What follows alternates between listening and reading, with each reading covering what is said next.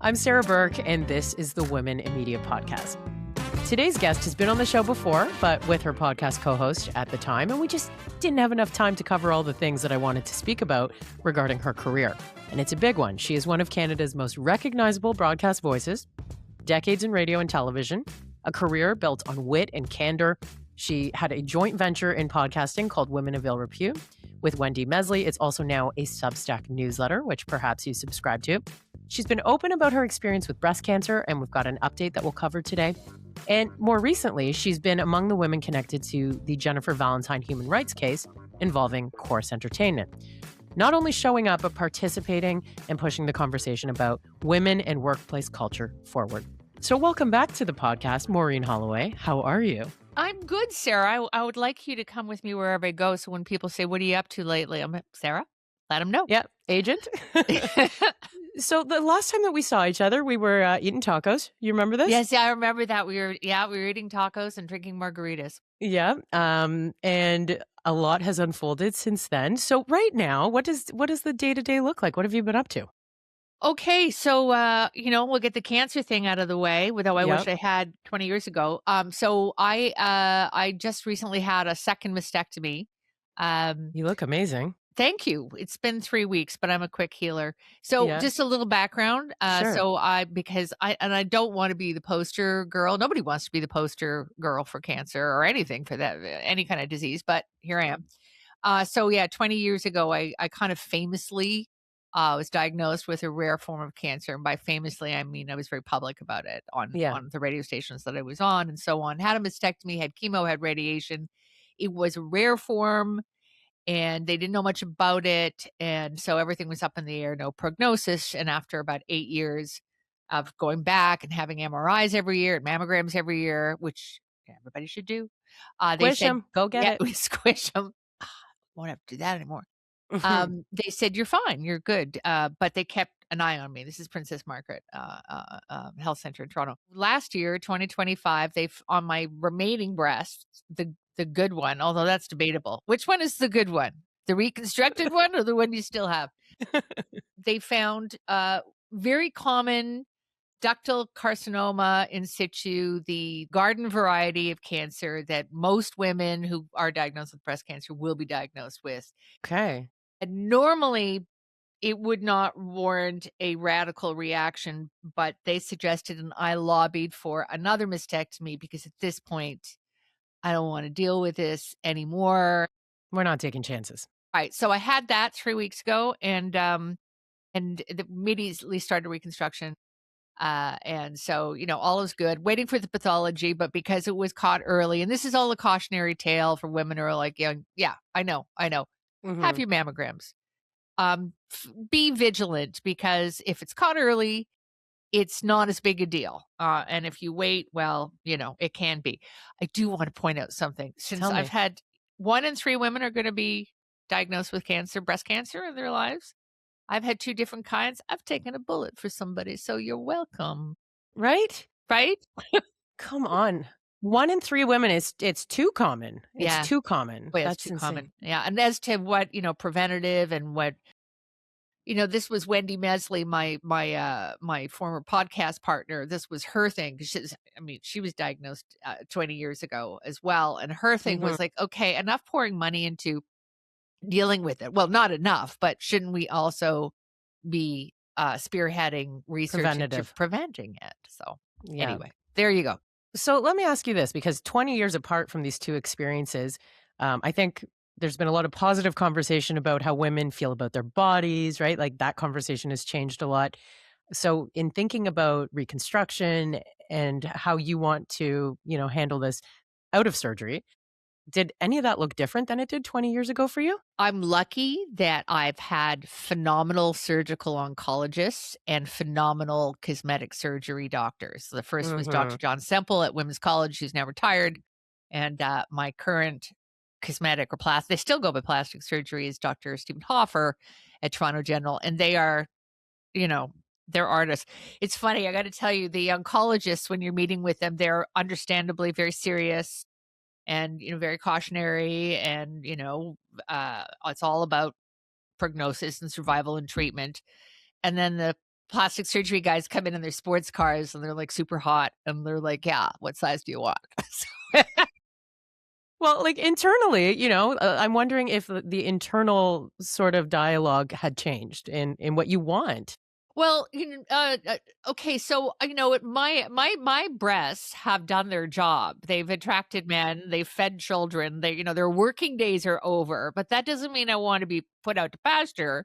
I No. have had a couple of people, women, say to me, "Oh, so you're going to go the Reconstruction route?" Like, I'm not 80, and even if I was, why? Yeah. Like, why? I still want to be. I still want clothes to fit a certain way. Yes. And if you don't have reconstruction, if you do nothing, you end up with almost a Yeah. concave chest, Yeah.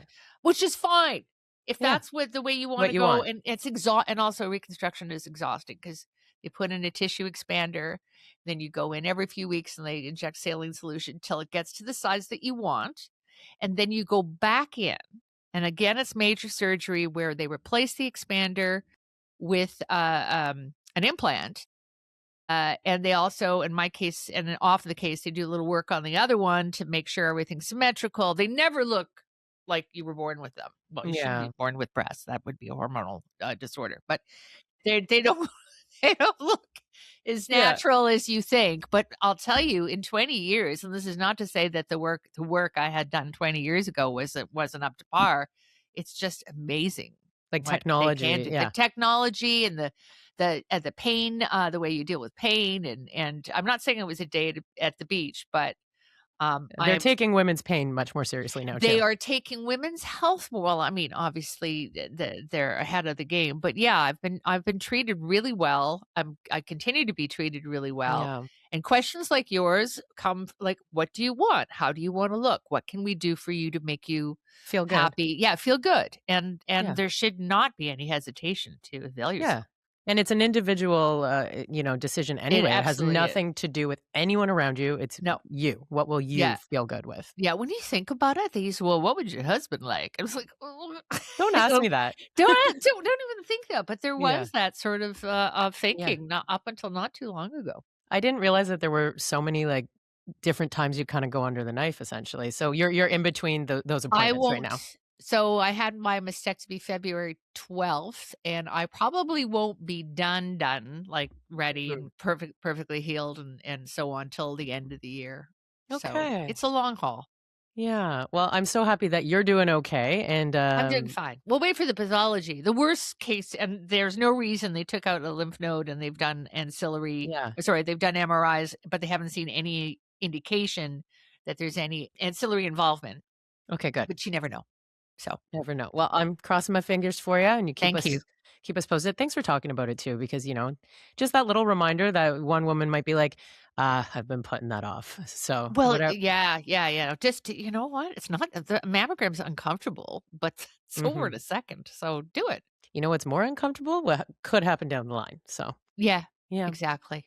So when you are going through something like this behind the scenes, are you the type of person who's like, I need to be so busy and distracted, so I'm not thinking about this, or do you stop and slow down? Well, that's, well, my husband will tell you I don't know how to slow down. Yeah. I was supposed, like, the first 2 weeks after surgery, after any surgery, Hmm. you're supposed to take it easy. I'm not supposed to lift. I'm not supposed to exercise. I mean, you're And you supposed are to walk. a normal Yeah. exerciser? Yeah, yeah. Okay, good. But, no upper body, still no upper body. I'm just gonna get all shrivelly and weak, but, um, I don't know how. I mean, 5 days after surgery, I was cleaning the fireplace. I mean, I didn't mean to. It started with just sweeping the ash, then I thought, well, then the grate weighs like 50 Yeah. pounds, so Yeah. no, I'm not very good at, relaxing. But in terms of, inward thinking about, where does this, yeah, it makes you very emotional. Anesthetic is very emotional. When you come out of it, you're very weepy, or I was, Yeah, or and giggly, depending. or both. Yeah. But yeah, and also I was diagnosed, they originally found the lesions in an MRI last July. It took them 6 months Oh, to, yeah. So during that time, there's a lot of, I mean, anticipating. My kids who are now in 32 and 27, they were 12 and whatever that is, 7. Yeah. We went to broadcast Yeah, school. yeah. Don't rely on us for that. They were little, they were young enough, and it was the first time, and it was very traumatizing for them, and me being diagnosed again, even though they're grown men, it was triggering, you could tell. And Yeah. so, yeah, that's, I do not mean, and for my husband, it was, he's a really stoic guy, but Yeah. no, I don't mean to make light of this. It's it's it's hard to see the effect that that your own mortality has on other people. I mean, you can handle it to a certain extent, Yeah. but when you look at your kids or your husband, it's Yeah. and wonder how well, obviously they're not going to be able to manage without me. Well, obviously. Have you seen the series Famous Last Words? Have I? Remind me, tell me more. So there's only 2 episodes out, Jane Yes, one of Goodall the and in Eric Eric Dane. Dane. Yeah. Yeah, we were talking about this on the Jan podcast the other day, and I went and finally checked it out. But I just thought it was such an interesting concept to be faced with your mortality and Yeah. put a package together that won't be released until until What a you're not there great anymore. premise. Yeah, and like you could hear Jane Goodall like saying those things that she kept out of all interviews up until that last Wow. minute, like where she got a little spicy. Um, I haven't watched the Eric Dane one, and I've seen clips from it, and yeah, it's extremely moving. the first thing I thought when I saw this concept was like, "Damn, I wish I thought of that for a podcast." Like, what a great idea, Yeah, right? it's a great idea, Yeah. but it's risky. Yes. It is risky, and because it could be maudlin, or it could be terribly, terribly sad. I mean, Yeah. you and also you have to find people who okay. You know the famous line that Oscar Wilde said, "This wallpaper is dreadful, one of us has to go." Those were apparently his last words, which I Terrible don't last words. but Yeah. but it's not the last words, it's the timing. What if he'd said that and everybody said, "Oh, Oscar, that's so funny." Then he just sort of lay there for another Right? my point is you have to in order to do this podcast, Sarah, you'd have to find people who are dying. They can't Yeah. just not be Or it feeling has to be kept in the can. That's the premise. right. Like they sign something saying they won't release it until you die. The concept of that show made me think like, what would I even say? Right? Like it got my wheels turning. So I'm There's sure still so much, like 39 is ridiculous. Like you should not really have to think. I mean, unless of course, you you do never have know what well, happens. you never know. You could be hit by a truck, but at 39, you don't really need to think about your mortality unless you're diagnosed with something that you need to think about your life and make sure that you're living it the way that's true to yourself. You don't Yeah. really need to, I'm 30 years older. Am I? No. Math again. I'm 20 something years older than you. Yeah. I think when you get to your 60s, I think you realize, well, you're on the third act.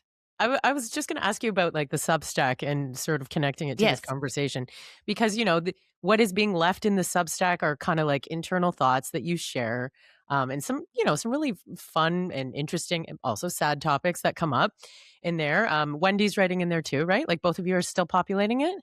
We are. So it started when we were doing our podcast, and this is how Yeah. we met. And because we all sort of started at the same time, and Women of Ill Repute was a podcast and only a podcast. And it was suggested to us that in order to promote it, we write for Substack. And Wendy doesn't live in at the same. Well, she was living in Prince Edward County. Now she's moved to Montreal. So it worked for us to alternate every week. And the podcast is not long gone, but it's been gone for a year or two. Yeah. And so, but we've got a bigger audience for Substack than we did for the podcast. Well, both of these things live on past when you're releasing new information. That's what I'm getting at, right? Like those things that you can find in your Substack or in the podcast episodes that are still, there for you to find on your They favorite are. podcast app. That's, part of legacy, I think. Yeah, I think so. So yes, you're right. It's all available and we did 98 episodes, 98 Yeah. interviews with 98 You fascinating didn't people. go to 100. Like you couldn't I just make it to know. 100. You're right. What? We're 2 more. quitters.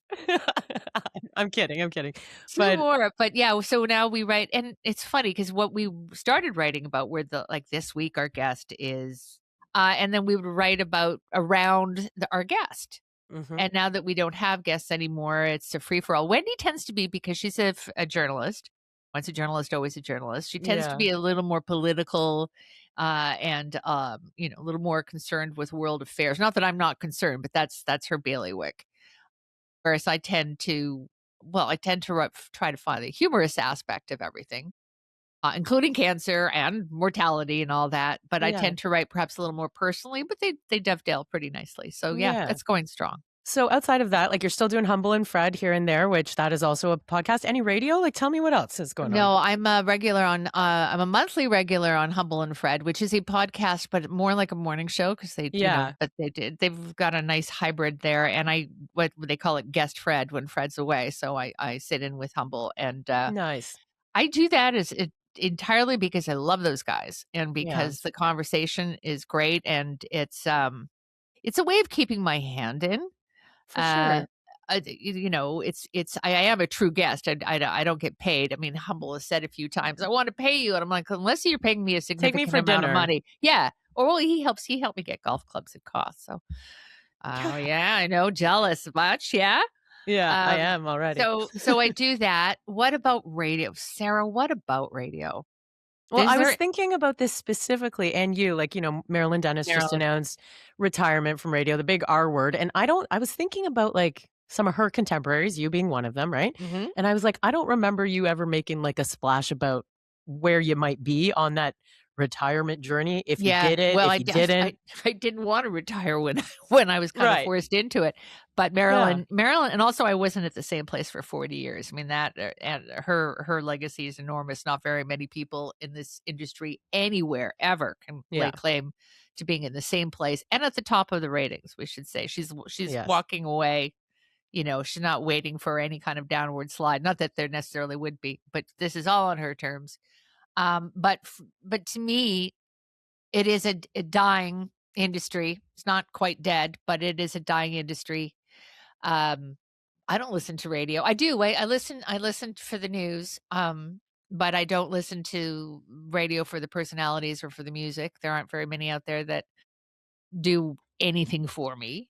Yeah. Um, And to your point and about Humble and Fred, it's like when you can find what you used to love about radio in a yeah, yeah, podcast, that's what you're drawn to. that's a very good point. Also, I was really highly paid. I was the co-host and then the host of the morning show at CHFI, which is actually still the top station, Yeah. especially at Christmas time. God help us. Yeah, And I think they start Christmas music tomorrow, right? yeah, I For think for so. What is? 2026? Yeah, it's March time. Yeah. We've had a good 2 months off. There are no jobs anymore in radio that pay that kind of money, and it's not that it's just for the money, but to be able to do Monday to Friday, like I have a nice life. Yeah. And to have to work anywhere under that kind of pressure Mhm. 5 days a week at this point in my life, being paid a decent salary, that opportunity no longer exists in this industry. Yeah, And if it that's the does, please truth. call me.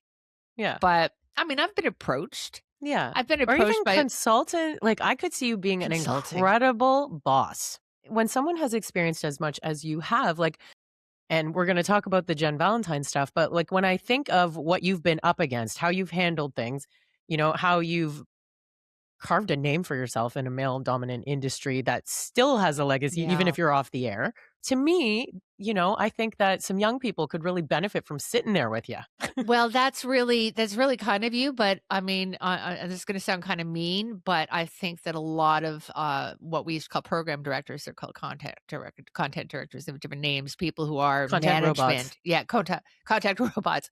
I think that, and I've had so many over 40 years working across the country, Yeah. that they're almost all frustrated performers. With the Yeah. idea that if you can't do it, then you be going to management.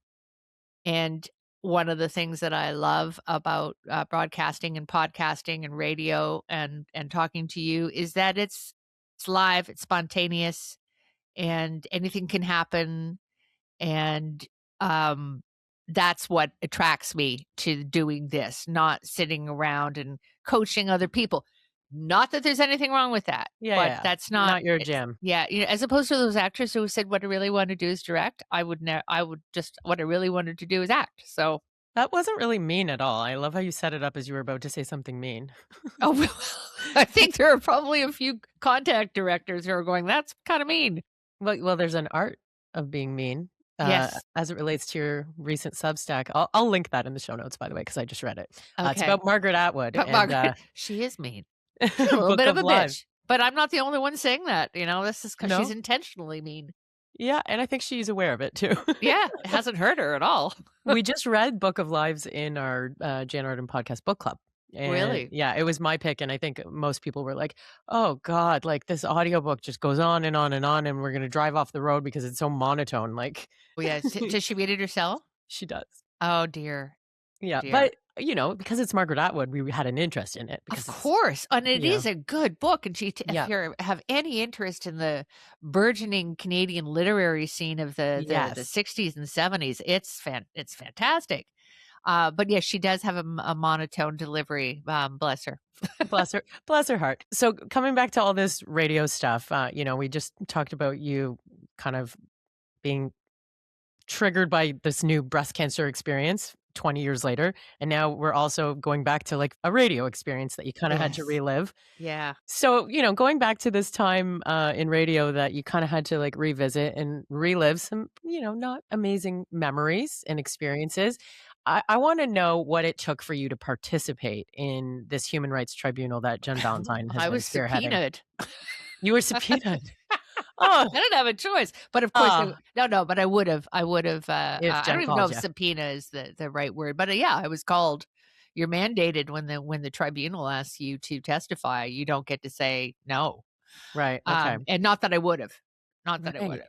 Yeah, it's interesting to even know that, right? Because like here in the public, we're following along, but we don't know these things. Yeah, I know. It's interesting. So about that. So this is an ongoing thing. Yes. They will, I think they're done with Jen's side, which we'll call the prosecution, although in a tribunal, it's not like courtroom dramas you see on television.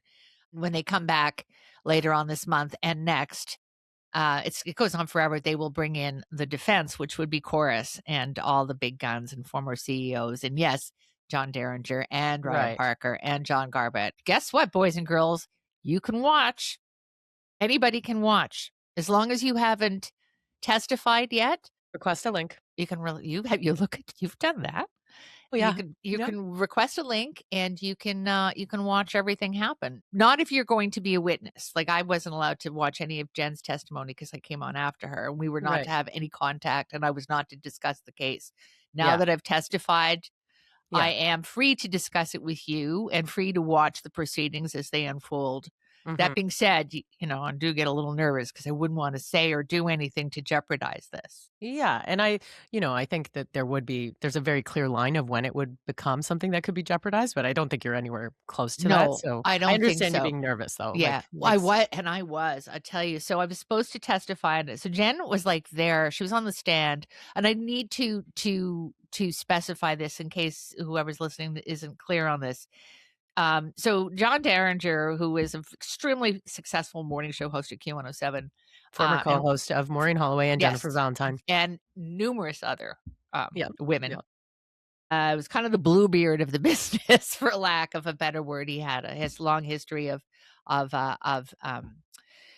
it wasn't sexual harassment; it was bullying and so many people left their jobs and anyway, he was found. Jennifer put out this video, which has now become famous on Facebook 4 years ago. Yeah, saying that this was after she'd been let go. She came to Chorus after I'd left, and she basically said, "This is what's been going on." And I didn't know her particularly well, but obviously I had to support her because what she said was true. Mm-hmm. And so I did. And she launched this human rights tribunal appeal to the Canadian Human Rights Tribunal. And they agreed that they would see. Now, this is not Derringer who's on trial. He was let go, paid off handsomely from what I heard. But Chorus is now being investigated for knowledge of on this going on for years and not doing anything about it. Yeah. And so that is what's at stake here. Derringer's not going to be found guilty or not guilty. That ship has sailed. It is more in terms of liability and responsibility. So Jennifer, on her own dime, retained a lawyer, very good lawyer, named Lisa Stam. And so she has poured a lot of money, her own money, into this. Yes. And if they are found liable, what the tribunal does, she can't sue. This has preempted any opportunity to file a class action suit or anything like that. If she does win, if they win, she will get some combination of damages. They will pay her expenses for this trial, but she's not going to make any There's real no money profit. off this. Yeah. There's none. So she's doing this for very admirable reasons and For us, I'm going to say. She's doing it for us. And of course, Yeah. because I'd been through what she'd been through over a long period of time, not as bad. She had it really bad. I didn't do anything. I got offered another job and I was, see ya, I'm out of here. See ya, losers.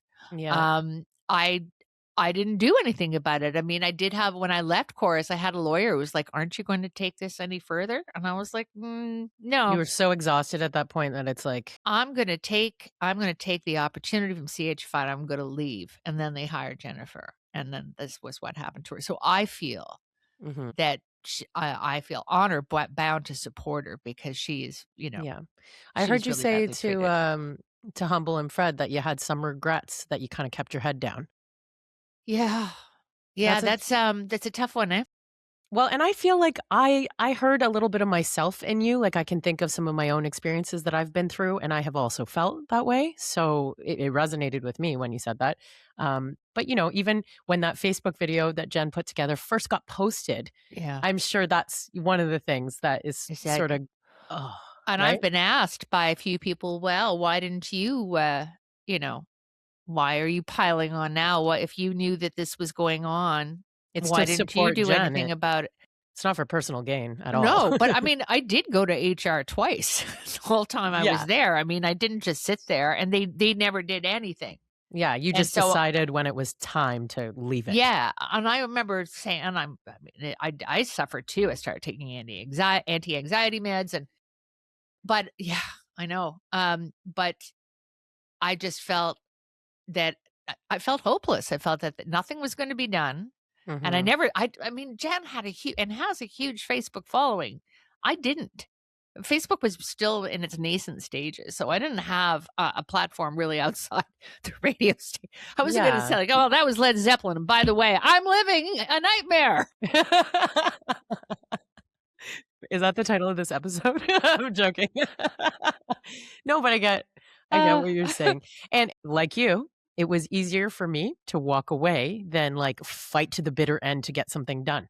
Like, that's my experience with former roles as well. Two of them. You know what? There's nothing wrong with that because I mean, people who have complained in our positions in the past have been let go. Yeah, and we know that, right? We're painfully aware of that, right? I'm also wondering, like let's put you 3-4 days before you're going to speak. Oh, I was so nervous. Yeah. I was so nervous because I didn't realize that it's it's not as daunting a situation as it is. And you can do it over Zoom. I went in person, but I'll bet you dollars to donuts that all the chorus people will not be there in person. But anyway, I was there in person and there's Jenn and her counsel. And then there's the chorus HR person and chorus's counsel. And the judge, who is, you don't call them your honor, they're called a member. I said, do you call them your member? And I was like, no.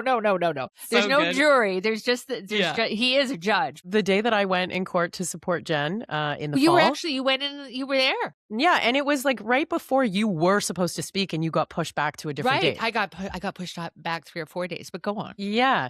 So when I was in there, he must have recognized me, but in the first 20 minutes, he's like, and I believe Sarah Burke from the Women in Media podcast is in the room. No, that's not who you think it is. That was the defense. You were sitting in the what they call the gallery. It's just like 3 rows of chairs, let me back that up. I think that he was going to try and use a clip from my podcast as an example in that courtroom. Because Jenn did a lot, like a 2-parter with you about this. Yes. Right? So you can go back and listen to that. I'll put that in the show notes just to make it easy too, if you haven't listened to those episodes. But maybe and it's like a specific question that like comes up right away. But what was the hardest to answer in that room for you? Or the hardest thing to revisit? I was surprised how emotional it was because I've talked about this a fair amount. I mean, Yeah.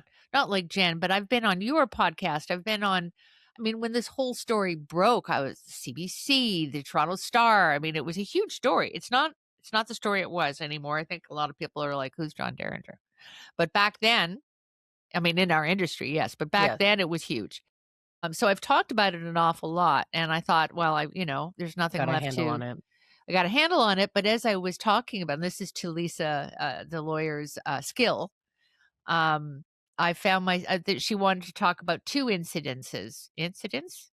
2 incidents that I had experienced where I was harangued Okay. by Derringer in front of a lot of people, and one went way back, to when we were on location in London, England, and the other one was the Back one when that radio would send you Yeah, places. back when we Cool. had a budget. Yeah, yeah. Okay. And the last one was my last day on his show, Mm. um, even though they were, like, 7 years apart, and just retelling what happened was triggering, and I found myself close to tears. I'm like, I thought I was a tough cookie. I thought I was over that. But no, it was, it's called a trauma, and a trauma Yeah. a trauma revisits no matter what you've been through. Mhm. Um But you know what, Sarah? I'm gonna say what I said there, what I've said over and over again. I had how long? 15 years with Derringer. One of the best dance partners I've ever had. One of the most charismatic, and we had phenomenal chemistry. We had a fantastic show, And a uh, and, fantastic run. and a fantastic run. He blew it. He blew it with me. There's no way I was going to tolerate the type of treatment that he was used to dishing out, but he didn't really understand. He Mhm. didn't really understand. I'm sure he was shocked when Hmm. it came out because he never really thought that what he was doing was so wrong. Hmm. But Chorus knew. They knew the whole time. And that And is almost like the thesis we need to pin to the top of this conversation, right? Yeah. they are the bad actors in this case. They knew, they saw countless people, men and women, but mostly women, have what we used to call breakdowns. They let people go. They did not support them, all because Derringer was their cash cow. They allowed this to happen. I can name names from the top to the bottom of people who witnessed this and let this happen, and they are finally being held responsible, and it's a fucking dream come true. Yeah, I think the comment that Mo made to me in text when we were, just, like, catching up the other day was, "That's gonna be like the Super Bowl when we Yeah, get to hear we all get to these people." watch. We will make the dip. Yeah, yeah, yeah. The tough cookie thing, I wanna kinda circle back to that. It's so funny, I would say the same thing about myself, right? And what I think I can handle and what, Yeah. I've also, had some amazing experiences, including working with former bosses that I don't think, still understand the way that they treated people. No, You know what I mean? I know what you mean. Do you think that he might understand it now? We're just speculating because I don't think you're Oh, talking to that wow. guy, but do you think he gets it now? You're talking about Derringer. He got his money and he got to kind of fade off into the sunset. Does he actually get it? I don't know. And all this time, nobody's really asked me that, and I've thought about it because he's not a stupid man, and also he's a former addict, and I hope he's still well, he's an addict, right? He's a reformed addict, but once an Yeah, addict, always an addict, and, yeah. he's done a lot of therapy and a lot of work, so it's not like he's living an unexamined life. Does he real and he has 3 daughters, and a wife, although I don't know if they're still nobody has seen him. Yeah, Nobody has he's, like, seen him since disappeared. that May weekend 4 years ago. Wow. So does Yeah. he know? You I don't never know. spoke to him again, Oh god, following no. your last day radio, that was it, right? No, Or I last did, day I act did, I did, because don't I Oh, was at the station for another year after that. They put me in okay. afternoons, right? I Right, right, replaced right. Kim Mitchell, as if Kim anybody Campbell. could. Sorry, I have to Okay, just you want me I to talk about I just have to give this story is just it's funny and it deserves another moment, but yes, on the Humble and Fred podcast, you were saying that you were so nervous that you couldn't remember his name They and that were asking me, "So, you were at Q107 in the mornings and then you moved to afternoons." And I said, "Yes, I took over, afternoons from Kim." From Kim. And I'm like, "He's" the lead singer of Max Webster, like a big rock star. It just wasn't coming to the surface. All I can think of is Kim Campbell or even Kim Clark Champness, who was Yeah. a VJ. I cannot remember Kim's last my name. God. Just saved my life. So we So move funny. on, but it rattled me because now they're clearly going to think that I've got dementia. Next headline: Maureen Holloway announces breast cancer and dementia. And hey, it could happen. But then about 10 minutes later, we're talking about something else. I'm still on the stand, and it has nothing to do with Kim. And I hit Mitchell. I remembered. So at least they got it in the record for the day. Oh my God, it's too funny. God, so where were we with this? Oh yeah, so did I ever see him again? No, you said you did talk to him in the year when you were doing afternoons. No, I never saw him at work, and Okay. we never had any contact because doing mornings and afternoons, they're ships that pass in the night. But we have a mutual friend who runs BMW, and he had a private evening for people to come and look at their new cars. Like, I was sure I'll go for a free dinner. I'm not in the market for a new BMW, especially not now. Yeah. But I got invited, and John and I are walking in, and Steve goes, our host goes, "Look who I've sat you with." No. Yes. Woo. And it's John. It was like seated tables. Yeah. Oh yeah. no. Right next to like small cafe tables. How long had it been since? It had probably been about, I was still there, so it was probably about 6 or 7 months. And were you guys able to like say, Yeah, we hey, laughed. how's it going? Yeah, we did. Okay, We good. laughed because of the incongruity of the situation. We were That's like, the what can you do? You could only laugh and go, hey, Comic relief. How are you? Yeah. And it was okay. Hmm. For my sins, it was okay. But then other I'm stuff. glad that you got that little moment with him. Like I said, we were together for 15 years. It's like running into an ex-husband, where there was a lot of stuff and a lot of shit that went down, a lot of rancor. People got hurt. But, you did have that time together. And I think we both sort of felt that way. I don't know how it would be now. Yeah, but you don't think of contacting him now, like just no. It's not. No. There'd be nothing in it for either of us. Nothing in it. Yeah. Yeah. So but it's funny that you would even think of that.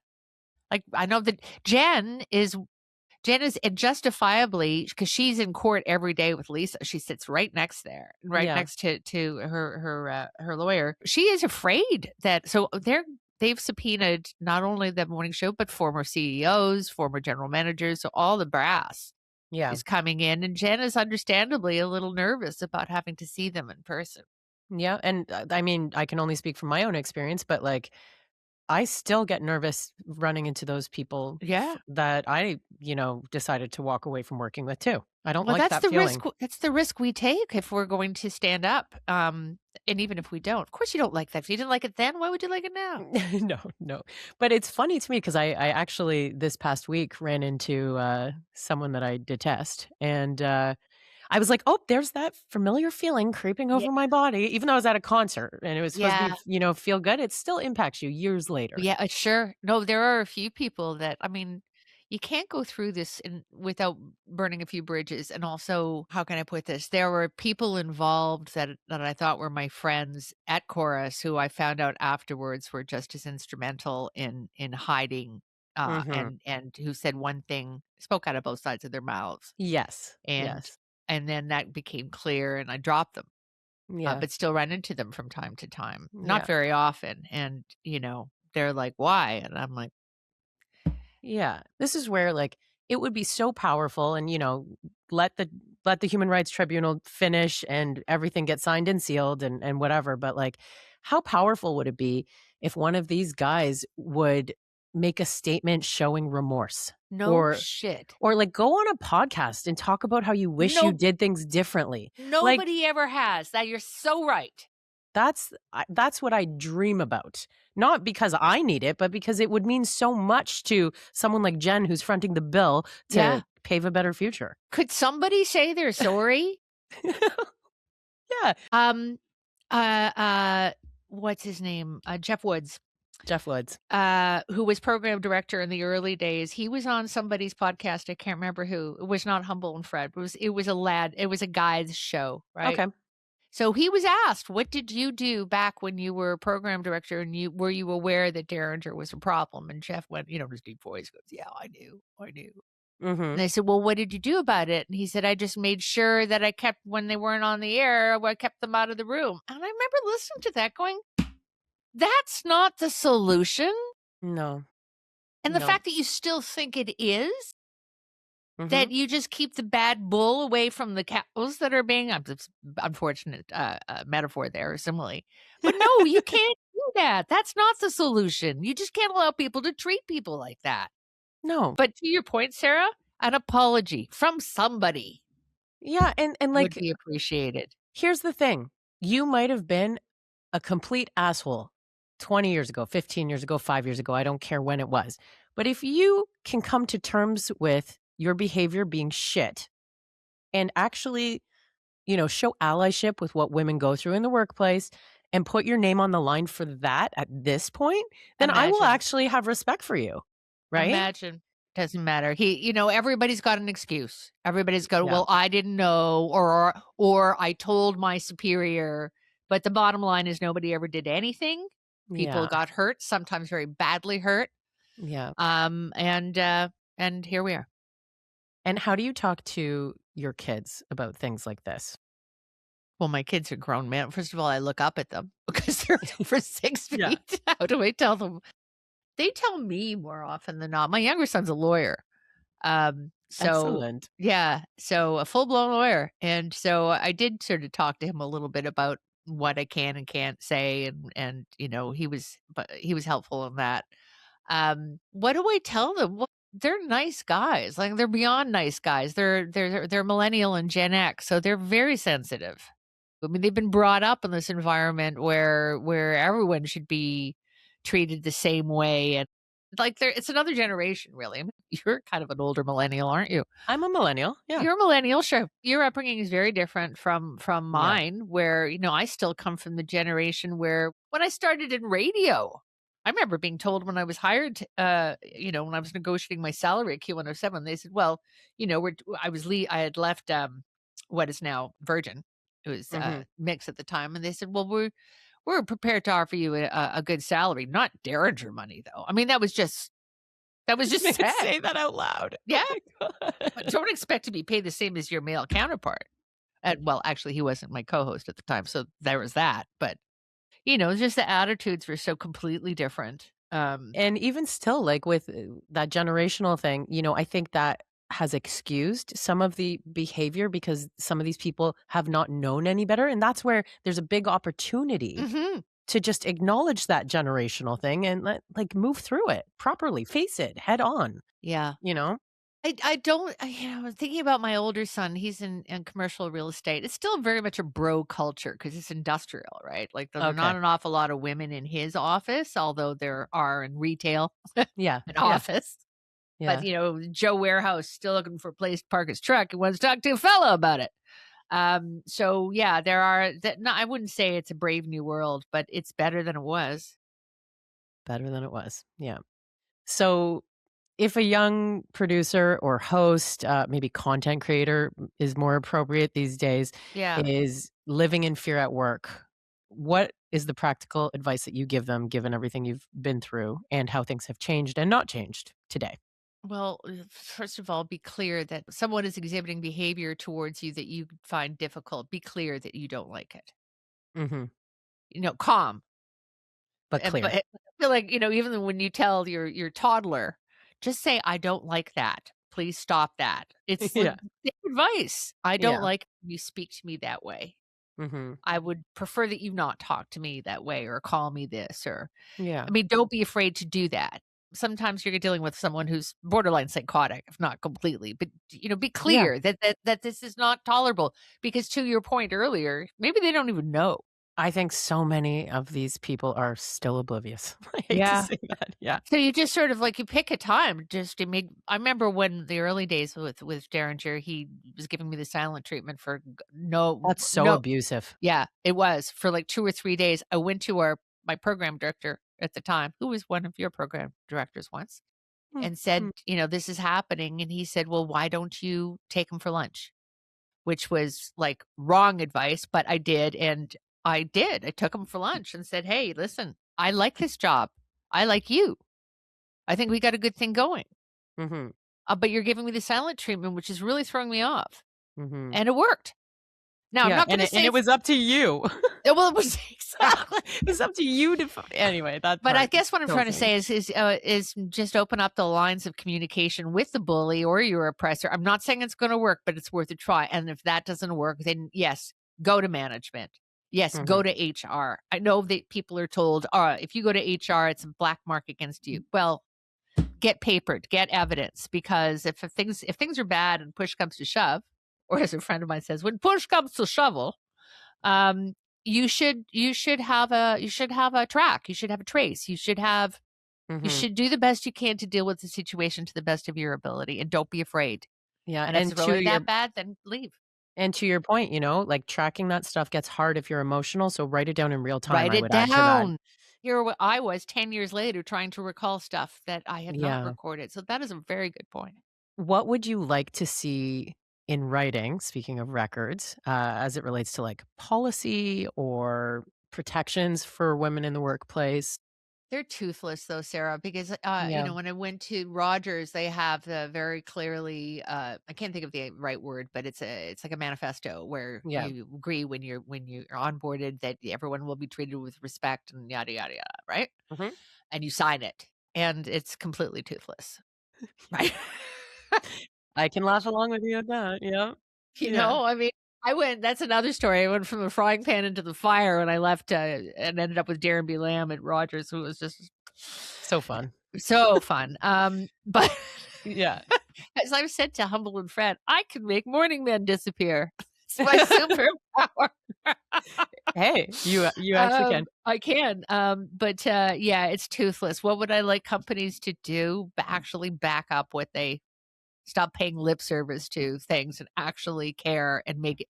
I have a problem with that "believe her" slogan that went around for a while. This had more to do with rape and sexual harassment. Believe her. Yeah, believe her. Not give her the time. Keep your mind open.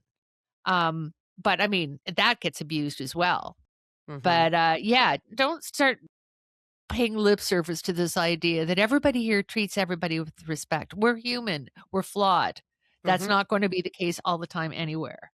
So, listen to your employees and make it a safe space for them to come and talk to you when things go wrong, and report up. Yeah. I wonder who I'm addressing that to. God, I just have such a clear image of a woman in HR in my mind that, God, there's so many things. I would love to have her on this podcast. She would never, but like... Who's this now? HR Pam Bondi? Honestly, she's the equivalent. Yeah, really. She's literally the equivalent. Talk about not supporting women and trying to poke holes actively in their stories to protect the men. This is like... That's such a good point. Well, women are... And I guess you could argue women are worse than men because how could a woman not support a woman? But I don't buy into that. I don't think the world would be a better place if women were in charge. I wish there were more women in charge, but I don't think they're automatically, Margaret Thatcher.